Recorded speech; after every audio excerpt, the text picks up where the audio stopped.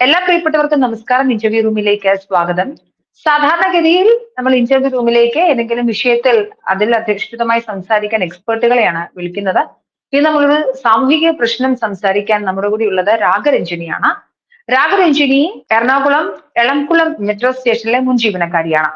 കഴിഞ്ഞ ഒരാഴ്ചയ്ക്ക് മുൻപായി നിരവധി മാധ്യമങ്ങളിൽ എളംകുളം മെട്രോ സ്റ്റേഷനിലെ ബാത്റൂമുകളിൽ അവിടെ സ്ഥിരമായി യാത്ര ചെയ്യുന്ന യാത്രക്കാരും കോളേജ് വിദ്യാർത്ഥികളുമൊക്കെ അനാശാസ്യ പ്രവർത്തനങ്ങൾ അവിടുത്തെ ബാത്റൂമിൽ നടത്തുന്നുവെന്നും അതിനെ തുടർന്ന് കോണ്ടവും സിറിഞ്ചും ഒക്കെ നിറഞ്ഞ് ടോയ്ലറ്റുകൾ ബ്ലോക്ക് ചെയ്യപ്പെട്ടു എന്നൊരു വാർത്ത റിപ്പോർട്ട് ചെയ്യപ്പെട്ടിരുന്നു.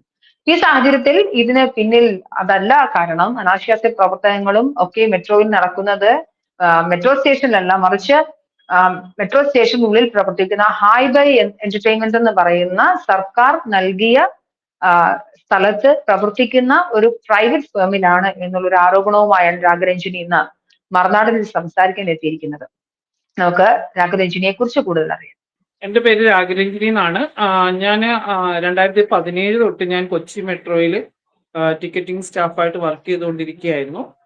കുറച്ച് നാളുകൊണ്ട് ഞാൻ ഒരു 5-6 മാസം കൊണ്ട് ഞാൻ മാറി നിൽക്കുകയാണ്. അത് അവിടുത്തെ കുറെ പ്രശ്നങ്ങൾ കൊണ്ട് തന്നെ 7-8 വർഷമായിട്ടും പിന്നെ എനിക്ക് ഫൈനാൻഷ്യലി സെറ്റിൽ ആവാത്തത് കൊണ്ടും അവിടെ കുറെ പ്രശ്നങ്ങളുണ്ട്. അതിപ്പോ ഞാൻ ആ വിഷയമാണ് നമ്മൾ സംസാരിക്കുന്നത് കൊണ്ട് അത് ഞാൻ സംസാരിക്കുന്നില്ല. നോക്കൂ, കഴിഞ്ഞ ദിവസം ഏറ്റവും പ്രധാനമായി വന്ന ഒരു ആരോപണം എളംകുളം മെട്രോ സ്റ്റേഷനിലെ ടോയ്ലറ്റിൽ നിറയെ കോണ്ടവും യൂസ് ചെയ്തിട്ടുള്ള സിറിഞ്ചുകളുമാണെന്നും നിരവധിയായ സ്കൂൾ കോളേജ് വിദ്യാർത്ഥിനികൾ ഈ മെട്രോ സ്റ്റേഷന്റെ ടോയ്ലറ്റുകളിൽ അനാശാസ്യ പ്രവർത്തനങ്ങൾ നടത്തുന്നുണ്ടെന്നും ഇത് മൂലമാണ് ഇങ്ങനെ മെട്രോ സ്റ്റേഷനിൽ കോണ്ടം നിറയുകയും ടോയ്ലറ്റ് ബ്ലോക്ക് ചെയ്യുകയും ചെയ്യുന്നുള്ള റിപ്പോർട്ടുകൾ വന്നിരുന്നു. ഇതിന് നിജസ്ഥിതി ഇതല്ല, അതിന് പിന്നിൽ മറ്റൊരു കാരണം ഉണ്ടെന്നാണ് രാഗരഞ്ജിനി പറയുന്നത്. ഒന്ന് വിശദീകരിക്കാമോ? എന്താണ് താങ്കളുടെ ഭാഗം അതിൽ? ആഫ്റ്റർ കോവിഡിന് ഇത് വന്നത് കാരണം തിരക്ക് കുറഞ്ഞ സ്റ്റേഷൻ തന്നെയാണ് എളംകുളം മെട്രോ സ്റ്റേഷൻ, എല്ലാവർക്കും അറിയാം. അവിടെ നിൽക്കുന്ന സമയത്ത് നമ്മൾ മെട്രോയുടെ കിയോസ്കി കൊടുക്കുന്നുണ്ടായിരുന്നു.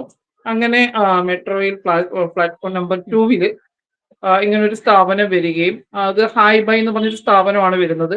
അതിന്റെ ഉദ്ദേശ ലക്ഷ്യം എന്ന് പറഞ്ഞു കഴിഞ്ഞാൽ നമുക്ക് ബിസിനസ് പരമായിട്ട് മീറ്റ് ചെയ്യാനായിട്ടൊക്കെ എറണാകുളത്തൊക്കെ വളരെ ബുദ്ധിമുട്ടായതുകൊണ്ട് ബിസിനസ് മീറ്റിങ്ങിനും അതേപോലെ ഗെയിം കളിക്കാനും പിന്നെ നമ്മുടെ ഫാമിലി ഒരുപാട് പേരൊക്കെ ഉണ്ടെങ്കിൽ പേഴ്സണൽ ആയിട്ട് പോയിരുന്നു നമുക്ക് ഹോം തിയേറ്റർ പോലുള്ള നമുക്ക് ഫിലിമുകൾ കാണാനും എടുക്കാനും ഒക്കെ ഉള്ള സംവിധാനമായിട്ടാണ് അവിടെ തുടങ്ങിയിരുന്നത്. തുടങ്ങി കുറച്ച് നാൾ കഴിഞ്ഞ ശേഷം കപ്പിൾസ് വരുന്നുണ്ട്, കുട്ടികൾ വരുന്നുണ്ട്, വന്ന് പോവുകയൊക്കെ ചെയ്തതിനു ശേഷം അപ്പൊ എല്ലാവർക്കും കാര്യങ്ങളൊക്കെ മനസ്സിലായി.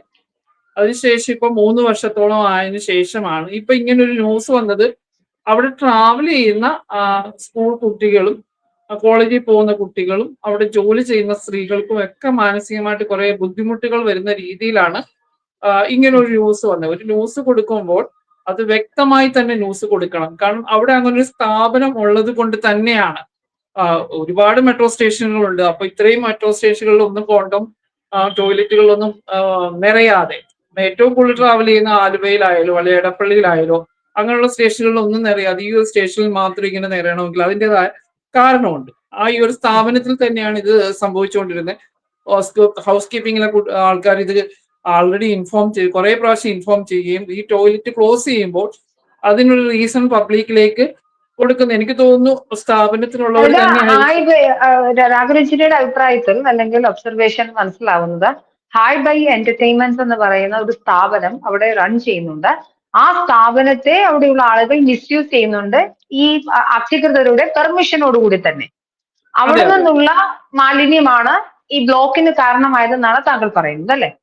ഞാൻ മാത്രമല്ല, അവിടെ വയ്ക്കുന്ന എല്ലാ സ്റ്റാഫുകൾക്കും ഇത് പറയാൻ പറ്റും. കാരണം പക്ഷെ പലർക്കും ഇത് ജോലിയെ ബാധിക്കുന്ന വിഷയമായതുകൊണ്ട് എനിക്ക് തോന്നുന്നു നിങ്ങൾ പല യൂട്യൂബ് ചാനലും നിങ്ങളിലും ഒക്കെ പല സ്റ്റാഫുകളും വിളിച്ചു ചോദിച്ചിട്ടുണ്ടായിരിക്കാം നിങ്ങൾ എന്തിനാണ് ഇങ്ങനെ ഒരു ന്യൂസ് കൊടുത്തതെന്ന്. കാരണം ഇത് സത്യാവസ്ഥ നമ്മൾ മനസ്സിലാക്കണം. കാരണം പോലീസ് പ്രൊട്ടക്ഷനോടെ ഗവൺമെന്റ് ഒരു സ്ഥാപനത്തിനുള്ളിൽ ഒരു കിയോസ്കിൽ അവിടെ ഇതിങ്ങനെ ഒരു സംഭവം പ്രവർത്തിക്കുമ്പോൾ അത് ആ സ്ഥാപനം അടച്ചുപൂട്ടുകയാണ് നമ്മൾ ചെയ്യേണ്ടത്.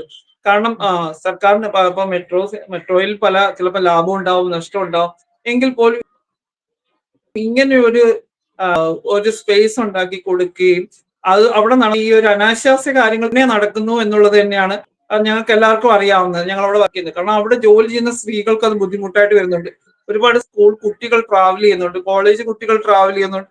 ഇവരെല്ലാം സംശയത്തിന്റെ ആസ്പദമായി തന്നെയാണ് ഇവരെയൊക്കെ കാണുന്നത്. പക്ഷെ ആ സ്ഥാപനത്തിൽ വരുന്ന ആൾക്കാർ മാത്രമാണ് ഈ ഒരു രീതിയിലേക്ക് പോകുന്നത്. അല്ലെങ്കിൽ കോണ്ടം ഇതും കാര്യങ്ങളൊക്കെ നിറയുമ്പോഴും അവിടുത്തെ അധികാരികൾക്കെല്ലാം ഇതറിയാം. അവിടുത്തെ സ്റ്റേഷൻ കൺട്രോളർ ഉൾപ്പെടെയുള്ളവർക്കൊക്കെ ഈ സംഭവങ്ങൾ അറിയാം. കാരണം ഹൗസ് കീപ്പിംഗിലുള്ളവർ ഓൾറെഡി പോയി ഇൻഫോം ചെയ്യുന്നുണ്ട്. കാരണം അവിടെ ആ സ്ഥാപനം ക്ലീൻ ചെയ്യാൻ പോകുമ്പോൾ തന്നെ ഇങ്ങനെ അതിനുള്ളിലും ഒക്കെ ഇങ്ങനെ കോണ്ടംസ് ഒക്കെ കിടന്നിട്ട് അത് ക്ലീൻ ചെയ്യാനൊക്കെ ബുദ്ധിമുട്ടുണ്ടായിട്ടുള്ളത് ഓൾറെഡി പറഞ്ഞിട്ടുള്ളതാണ്. പക്ഷെ നമ്മൾ ഒരു ന്യൂസ് ചെയ്യുമ്പോൾ അവിടെ ജോലി ചെയ്യുന്ന ഏറ്റവും കൂടുതൽ അവിടെ ജോലി ചെയ്യുന്ന സ്ത്രീകളാണ്. അതായത് ഇതൊരു ഒരു സംശയം, ഈ മെട്രോയിലെ സർക്കാർ സ്ഥാപനമല്ല ഹൈവേ, പക്ഷെ അതൊരു കോൺട്രാക്ട് ഭാഗമായി സ്പേസ് കൊടുത്ത് അവിടെ എത്തിയിട്ടുള്ള ഒരു പ്രൈവറ്റ് സ്പേസ് ആണ്.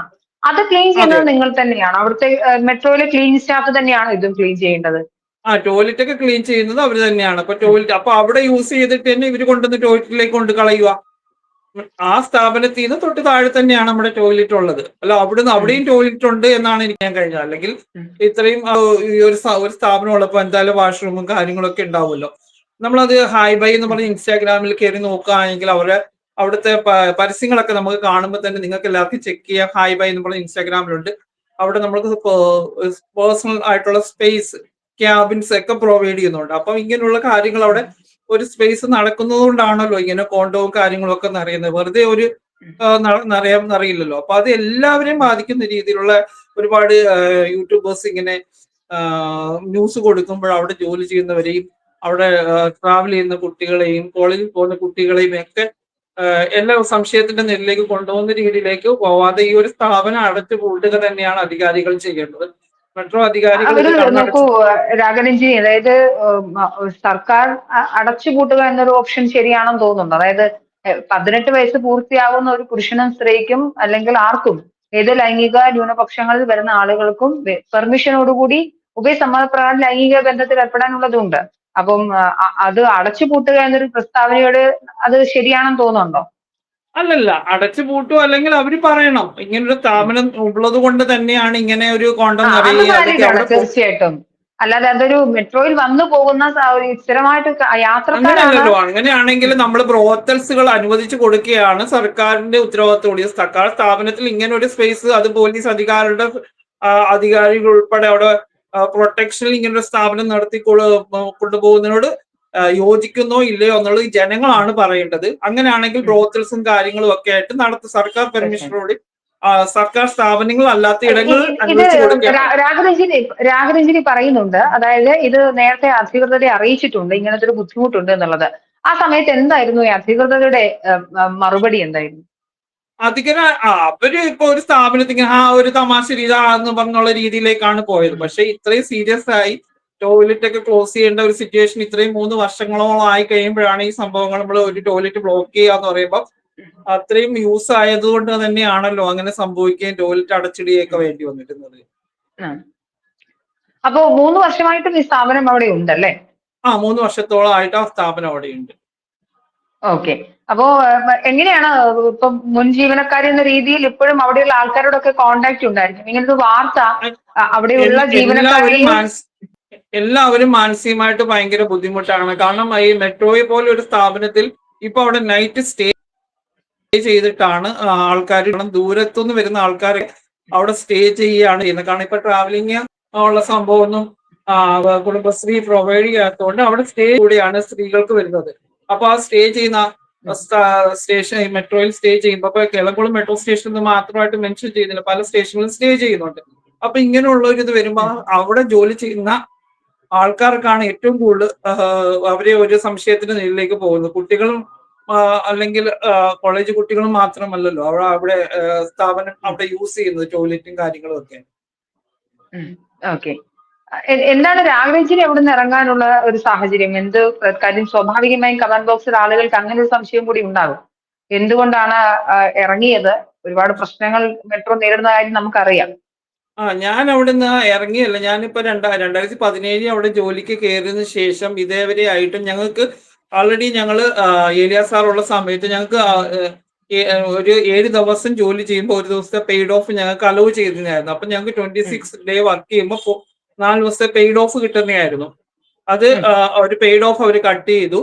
പിന്നാണെങ്കിൽ നമുക്ക് സാലറി പറയുന്ന രീതിയിലുള്ള ഇൻക്രിമെന്റ് ഇല്ല. ഇപ്പൊ ഇത്രയും വർദ്ധിച്ചു വരുന്ന സാധനങ്ങളുടെ വിലക്കയറ്റവും അതുപോലെ തന്നെ വാടകയും കാര്യങ്ങളുമായിട്ടും ഇപ്പം ഞാൻ 8 വർക്ക് ചെയ്തുകൊണ്ടിരിക്കുമ്പോൾ ഇനി വരുന്ന നമുക്ക് നമ്മുടെ ഒരു പ്രായം ചെറിയ പ്രായങ്ങളൊന്നും അല്ല.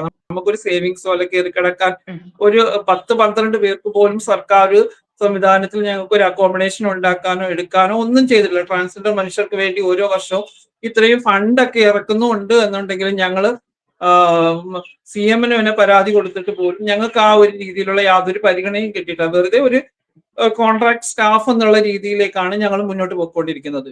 അപ്പൊ അതിലേക്ക് മുന്നോട്ട് പോകാൻ തുടരാൻ പറ്റാത്ത ഒരു സാഹചര്യം ആയതുകൊണ്ട് മാറി നിൽക്കുകയാണ്. റിസൈൻ കൊടുത്തിട്ടില്ല, മാറി നിൽക്കുകയാണ്. വേറെ ജോലിയിലേക്ക് ഉള്ള ട്രെയിനിങ്ങും കാര്യങ്ങളുമായിട്ട് നടക്കുകയാണ്. കാരണം നമ്മുടെ ഇനി ഫ്യൂച്ചർ നമ്മൾ നോക്കണമല്ലോ. ഇനി മുന്നോട്ട് പോകുമ്പോഴും സർക്കാർ യാതൊരു രീതിയിലുള്ള ഒരു പരിഗണനയും തരുന്നില്ല എന്നുള്ളതാണ്. തീർച്ചയായിട്ടും എന്തായാലും വളരെ വ്യക്തമാണ്. ഇങ്ങനൊരു വാർത്ത നമ്മൾ എന്തായാലും റഗനിജിനി ഉൾപ്പെടെയുള്ള മുൻ ജീവനക്കാരുടെയും അവിടെയുള്ള ആളുകളുടെ അഭിപ്രായം എന്ന രീതിയിൽ നമ്മൾ ഇത് എന്തായാലും എയർ ചെയ്യുന്നതായിരിക്കും. ബാക്കിയുള്ള അപ്ഡേഷൻസിനായിട്ട് നമുക്ക് നോക്കാം. എന്തായാലും അധികൃതർ ഈ വിഷയം പരിഗണിക്കുമെന്ന് തന്നെ നമുക്ക് വിചാരിക്കും. ഒരുപാട് നന്ദി മറുനാടിനോട് സംസാരിച്ചു. Thank you so much.